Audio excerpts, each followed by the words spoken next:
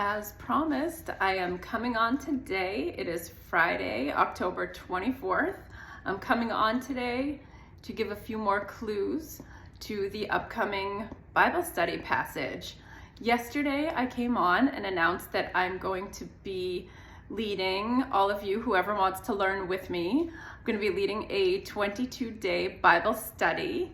And I've kind of left the passage a bit of a mystery for now. I will reveal that tonight. And I wanted to come on and give you a few more clues. So we talked about how sometimes you open up your Bible with good intentions of getting into the Word, and you open up to something that triggers you. And I used an example of getting in a fight with a spouse, an argument with a spouse, and then opening up to wives submit to your husbands, for example. We've all had those things happen where we sit down with good intentions of reading the Bible and something stands out that we just aren't ready to look at. Something like that happened to me recently, not that exact passage, a different passage, and I felt somewhat triggered by it, but also curious enough to kind of dig deeper and sit with it for a while. And the more I looked at this passage, the more mysteries started to kind of unravel and show themselves. And I realized that there was such depth to this passage. So yesterday I gave a few clues. The first clue was that it is an acrostic style poem, originally written in Hebrew. The second clue that I gave is that the author is unknown. I'll leave it at that for now. We're not absolutely certain who wrote it. There is some speculation, and we'll get into that in a bit. A couple more clues for you.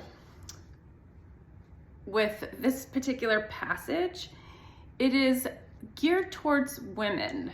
If you were to read it, you would say this is for a woman to read, like a man doesn't really have any need to know this passage or read it.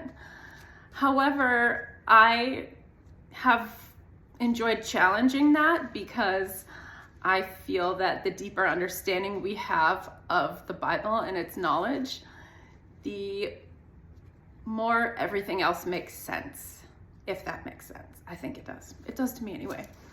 So looking at this passage, I have noticed that it kind of has a metaphor. Like we hear about the church being called the bride of Christ. So when I read this passage, I like to take it a little bit deeper and think of this passage not just speaking to or about women, but viewing it as a challenge for the whole church and how we conduct our day-to-day lives. And so that is a little bit more insight into the passage that we're going to look at. I'll add a couple more clues, probably catching on here. I'll add a couple more clues, and then in the third video today, I will let you know what the passage is. Hope you're having a great Friday. See you soon.